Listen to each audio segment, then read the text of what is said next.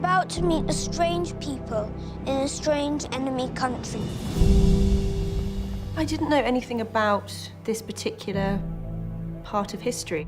I didn't know that there was an English occupation of Germany after the war. We dropped more bombs on Hamburg and fell on London in the whole of the war. It's been difficult. For all of us. 1945 was an astonishing moment for Europe. It's beholden to us as filmmakers never to forget the most cataclysmic episode of the 20th century.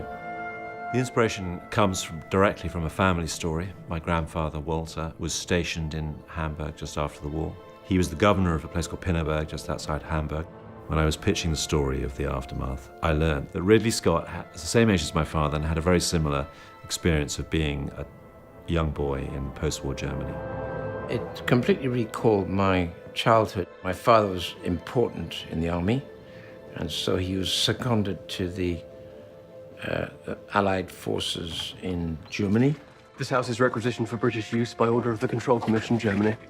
The Brits basically requisitioned properties in order for their families to live in them when they came over, because they were going to be here reconstructing the country. And my grandfather, as governor, needed a house. Es ist jetzt Ihr Haus. Aber wir haben uns. Father said, what's going to happen to the German people, the German family? And they said, oh, well, they'll be put in a camp.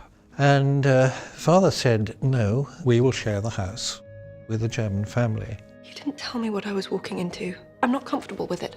Because they're Germans. Now, it's difficult for people today to imagine just how strange, almost, that gesture was. There was a very visceral kind of hatred towards the Germans. There may not be an outward show of hatred, but it's there below the surface. For me, the actual story is that gesture of reconciliation, rebuilding, and generosity. I wondered if you'd like to join me for breakfast. Both of you.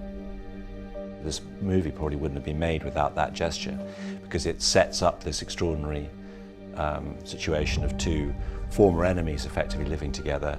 If you're going to spy on a girl, the least you could do is pay her a compliment. Yes, of course. Seeing the set of the house was actually quite humbling, actually, for my dad, actually, to see that house and to see the care that goes into trying to create something that's authentic to the words on the page.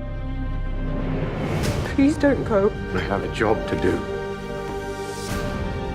I never thought that I could be happy like this.